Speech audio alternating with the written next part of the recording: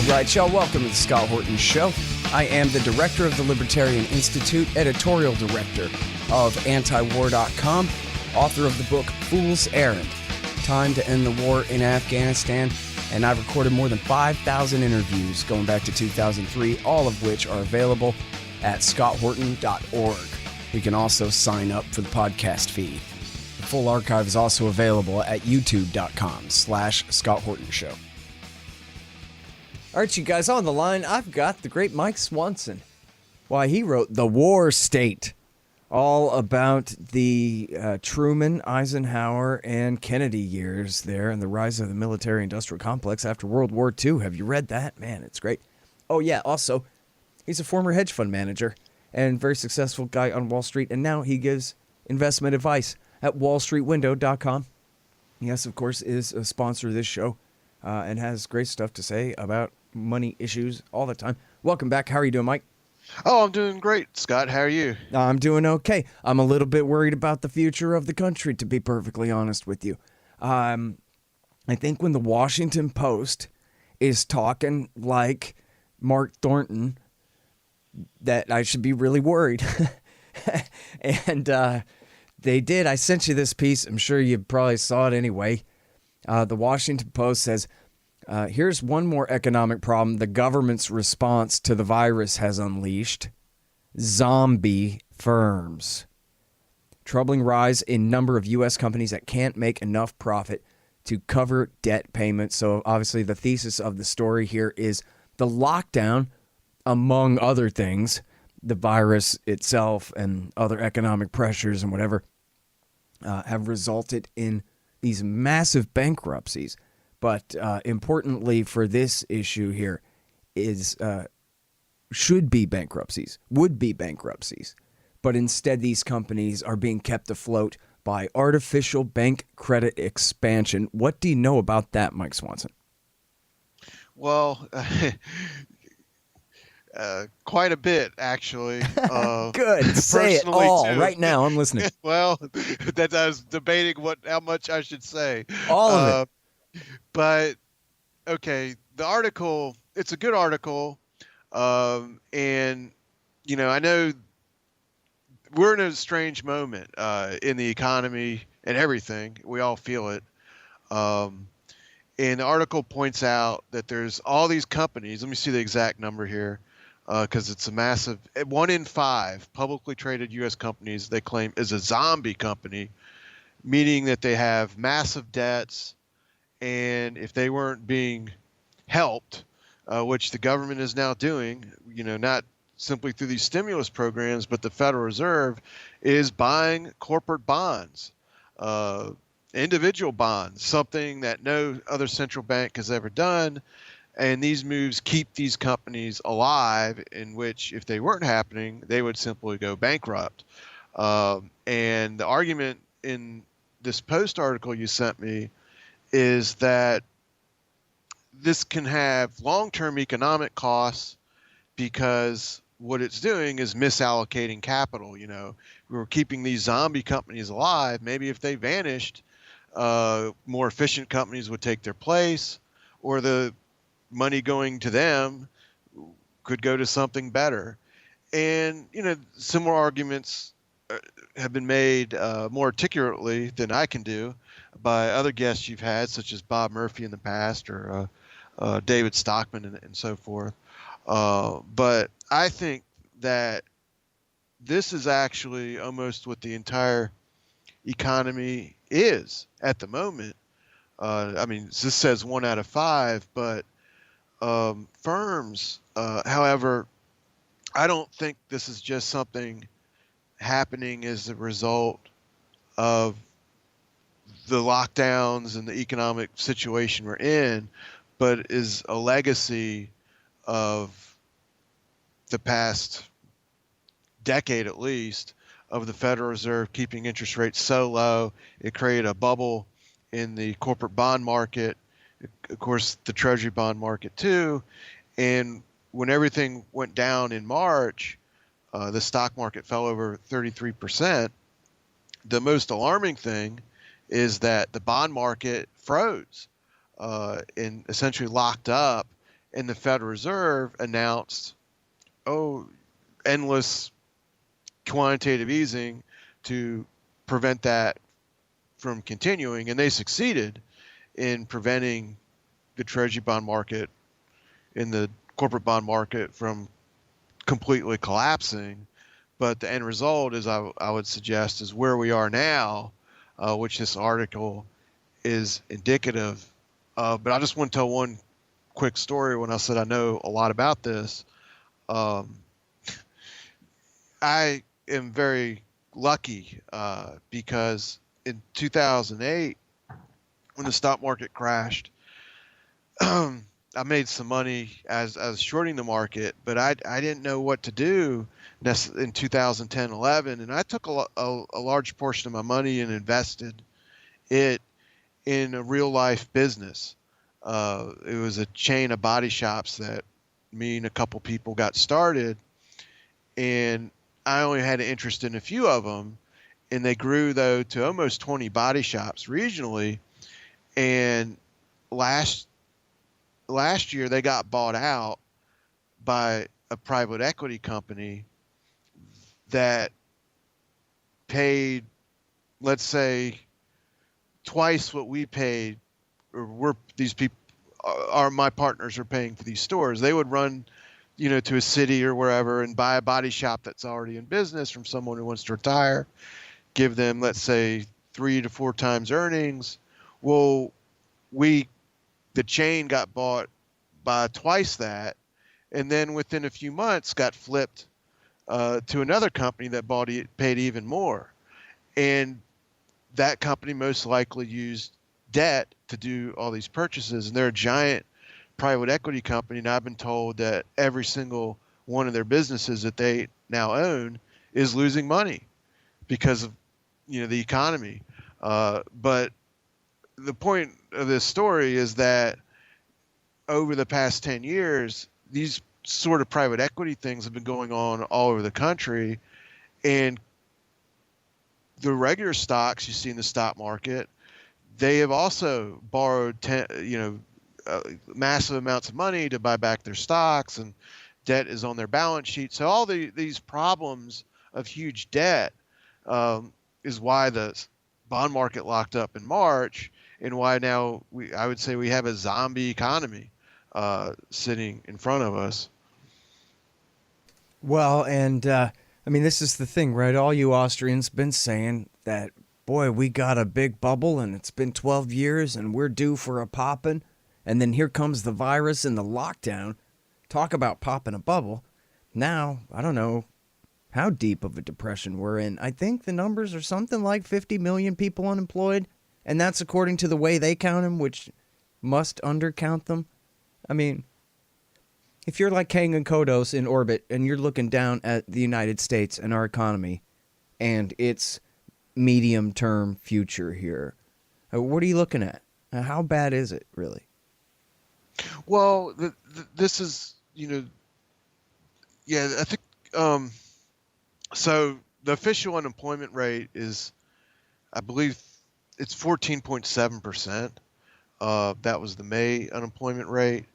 Now, that unemployment rate has a little anomaly in it, in which they're doing something strange. There's a segment of millions of people that they're claiming aren't unemployed because they lost their job, then they got it back, then they lost it again, and that adds 3% to it. So let's just say it's around 17%. And I have told people over the years, just friends, that if we ever get to 20% employment, that is when we would start to see protests and social turmoil. And obviously we're seeing that, or have. And when that started happening, I went and looked back and thought, well, maybe by 20% idea is wrong. And actually, during the 1800s, there were several times where unemployment was over 13%, and that was considered a depression. And there was social turmoil. For example, in 1877, there was a giant railroad strike. So 13% unemployment is enough to cause social stress, not you don't need to be over 20 or up to 30 or something. As far as what's going to happen with the economy or where we're at, um, when the stock market was rallying uh, sharply in April and May, there were a lot of people out there claiming we were going to have a V-shaped recovery, meaning that when the economy opened back up, everything would just boom and be back to normal, essentially. I didn't believe that was going to happen because I thought these debt problems were going to just prevent it, basically. And also that the virus itself probably would cause enough people to remain cautious, but more the debt problem is my main concern. However, that seems to now be happening, that the boom that we saw for a couple weeks on this reopening, it appears to be running out of steam already. One proxy I'm using is what's going on in Las Vegas, and the casinos there opened up about 6 weeks ago and saw a lot of people return their first weekend driving from California and locals, and now they're reporting of these casinos is that's all dropped off. Not just this week when the news is the virus is now creating more headlines, but starting 2 or 3 weeks ago, it just dropped off. And a lot of these high roller people have not returned to the casinos. They're evidently staying at home and saving their money or whatever they're doing. And I just think that's a metaphor for the whole economy. However, I don't think that means we're about to see an economic crash because we already did in March and April. I don't think we're going to get to 30% or 40% employment. And the Federal Reserve itself, they're claiming that by the end of the year, the economy will shrink 6.5% and then grow 5% next year. That would suggest that the economy is kind of just going to be like it is now for the foreseeable future, and we're just going to muddle around. I think that's the most likely scenario. And that also kind of fits into the metaphor of zombie companies. You just this economy that's just kind of moving around in the dark and not really booming, but not getting dramatically worse than it already is. I think that's really what the story is going to be for maybe the next year. Oh, the next year, man. I don't know. I thought you were going to say, the rest of the decade. Well, the big question is what happens after that. So there's an article, I sent you a link to it, and it's behind a firewall, but it's in the current issue of Foreign Affairs. And the article's the title of The Age of Magic Money. And it's it's advocating for all these Federal Reserve programs and more government spending and stimulus. Look, the government spent $1.3 trillion in 2008, or the Fed did as the QE bailout, and I think Obama spent about $1 trillion in 2009, and now we're talking multiples of that already just this year.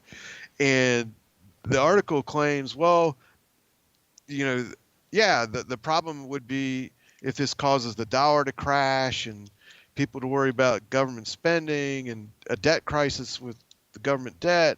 But that didn't happen in 2008. It's not happening now. So therefore, we're in the age of magic money, and we just got to keep spending the money. And the article even says we need to take advantage of the moment to do more public investments, do things to soften inequality, and so forth. But I'm not advocating for that. I'm just saying what they're saying. But the remarkable thing about it is they make an argument at the end that no one can predict when we'll be able to stop doing this. They say the future, I'm reading it, the future is uncertain and contingent, a different kind of prediction seems safe. If inflation does break out, the choice of a handful of individuals will determine whether finance goes over the precipice. And they claim that in the past, the Federal Reserve was able to hike interest rates to prevent um, inflation running out of control. Paul Volcker did it, and Chester Martin under Harry Truman did it. So they seem to be saying we just can keep doing this. And what was the national debt when Paul Volcker did that? $500 billion? Yeah, exactly. Mm-hmm. And the national debt now is, what, 28 or something? Yeah. So, in other words, if they raise interest rates like that, the national government would be bankrupt immediately because they wouldn't be able to pay interest on the debt at all. Or they could just abolish the entire military, and even that wouldn't do it, probably, right? Not at this moment. So, I mean, I knew when I talked with you when this all started, and I think it was our interview was in April, I cited this Ray Dalio book, Big Debt Crises, and that's the roadmap I think this is heading to. And it's like a reference book going through 100 of these things. And basically... Wait, say the name and the author again? Ray Dalio, D-A-L-I-O, Big Debt Crises. Cool. And for the show notes there, everybody. Yeah, to make a long story short, basically, we're probably going to see the economy continue to be like it is.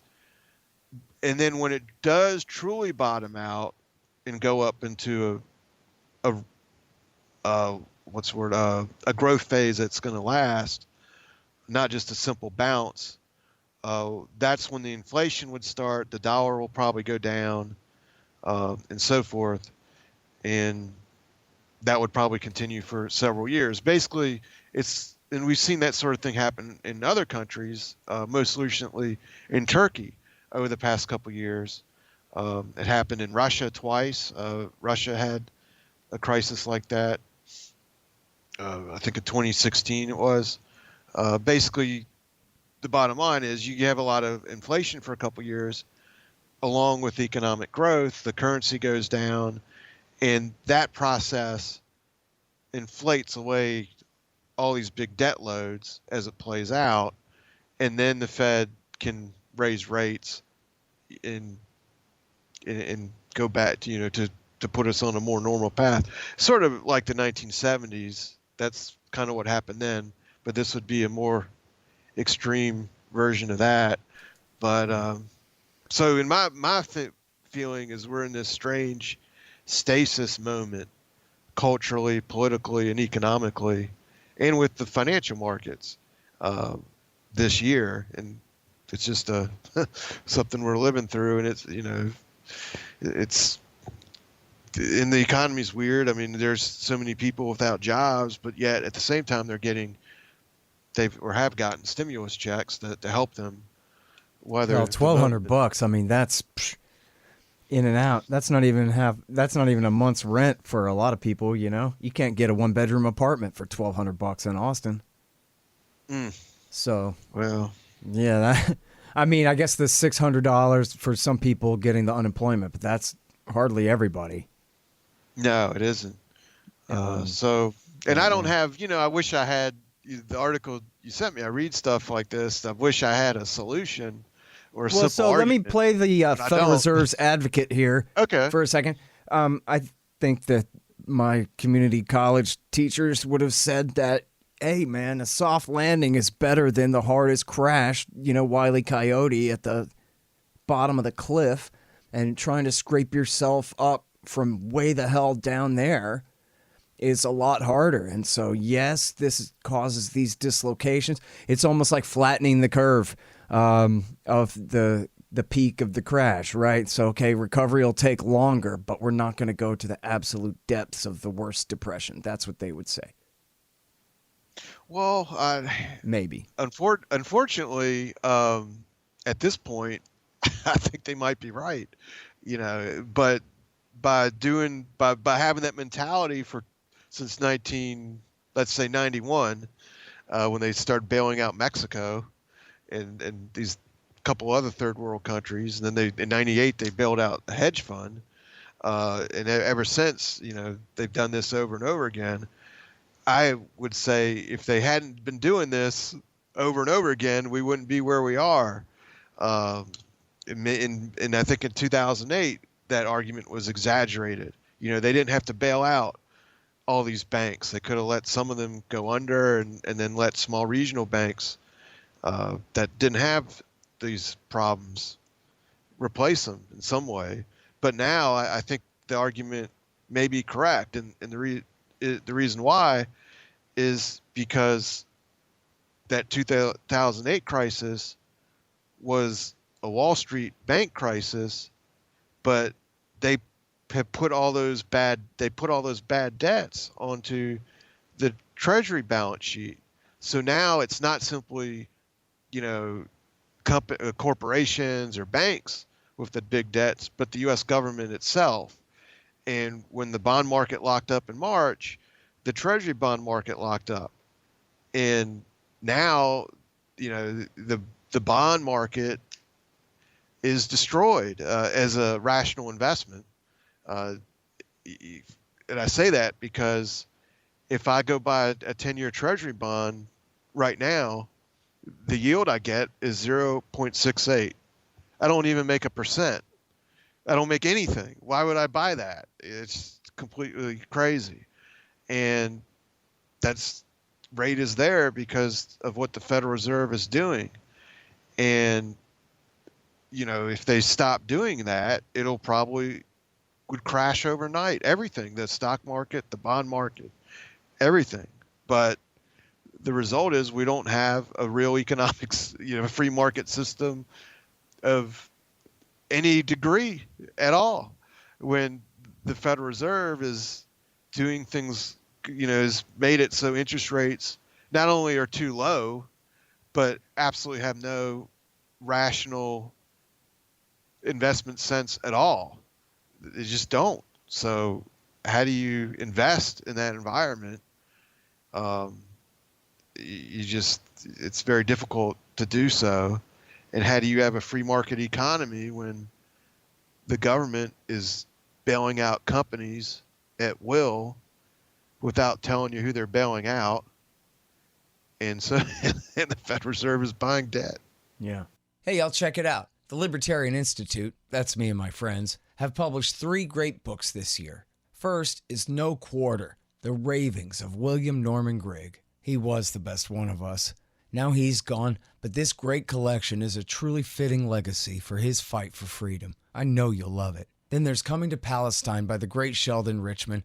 It's a collection of 40 important essays he's written over the years about the truth behind the Israel-Palestine conflict. You'll learn so much and highly value this definitive libertarian take on the dispossession of the Palestinians and the reality of their brutal occupation. And last but not least is the great Ron Paul, The Scott Horton Show Interviews, 2004 through 2019. Interview transcripts of all of my interviews of the good doctor over the years on all the wars, money, taxes, the police state, and more. So how do you like that? Pretty good, right? Find them all at libertarianinstitute.org/books. Hey, you guys may know I'm involved in some Libertarian Party politics this year, but you can't hear or read about that at the Libertarian Institute due to 501c3 rules and such. So make sure to sign up for the interviews feed at scotthorton.org and keep an eye on my blog at scotthorton.org/stress. Hey y'all, Scott here. If you want a real education in history and economics, you should check out Tom Woods' Liberty Classroom. Tom and a really great group of professors and experts have put together an entire education of everything they didn't teach you in school but should have. Follow through from the link in the margin at scotthorton.org for Tom Woods' Liberty Classroom.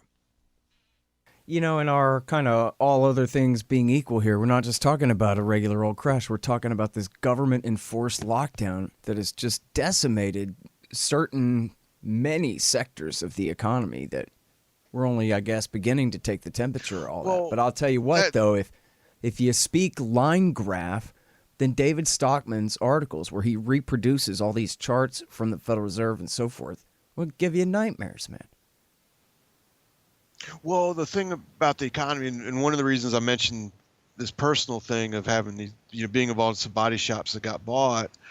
The private equity company that owns them now, they're one of the largest in the country, and they own things such as Planet Fitness, Past Blue Ribbon, and I've been told, that almost every single one of the companies they own is losing money. So just, I don't, the thing about the lockdowns, in April or early May, I was speaking with someone locally that's on the board of directors of a local regional bank.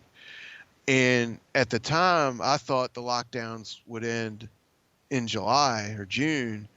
That's what some of the health officials were saying, and articles were kind of making a case for that. Donald Trump actually, in some of his first press conferences about this, hinted at that the lockdowns might end to July and things would return to normal in August.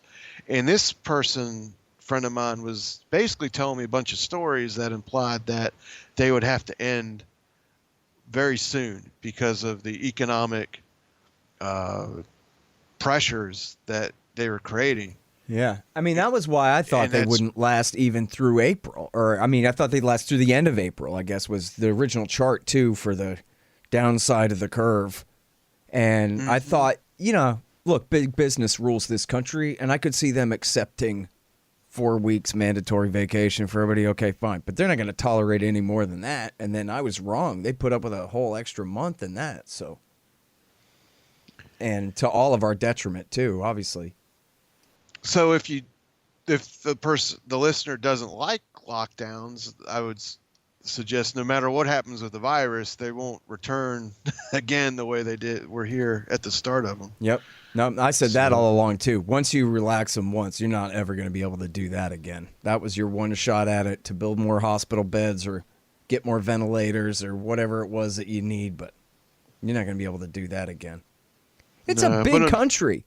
330 million people, and if you ever flown on a plane from one end of it to another, or even better yet, driven from one side of it to another, one coast to the other, it was an empire even before the Spanish-American War. It's humongous. So it's unenforceable. It's just crazy to try it without, Chinese-level totalitarianism, which we won't accept. So here we are. Yeah. And things are looking bad right now. I mean, cases are up here in Texas.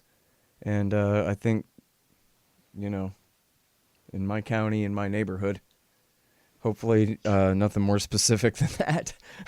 But anyway. Well, what I've been keeping an eye on is not the number of cases, because they are doing more testing. So obviously there will be more cases. Yeah, but the number of hospitalizations and the deaths. Yeah, it's the hospitalizations. Yeah. And where I live in Virginia, and we're doing fine, I would say, but North Carolina, the hospitalizations are going straight up. They're doing it the same in South Carolina and Florida. And so it is, but you wonder, is this something that will just move, instead of these big waves up and down, and there were 3 of them, right, in the Spanish flu, if instead this will just be like a rolling situation where, say it dies out where you live in a few weeks, and then it appears in Montana or somewhere, Yeah, who knows? Yeah, I was hoping that Texas sun would come and murder the SOB by now, but it hadn't yet. But the Texas sun will murder an SOB, so why not a virus, Yeah. It's a thing to behold. It's one of the wonders of the world, the Texas sun. If that can't protect us from a virus, what can? And I'm so sorry, I'm late. We gotta go, Mike. But thank you so much for your time again on the show, man. Always great to talk to you, bud. You too. Great talking with you. Okay, guys, check out the great Mike Swanson. He's at wallstreetwindow.com, wallstreetwindow.com, and check out his great book, The War State.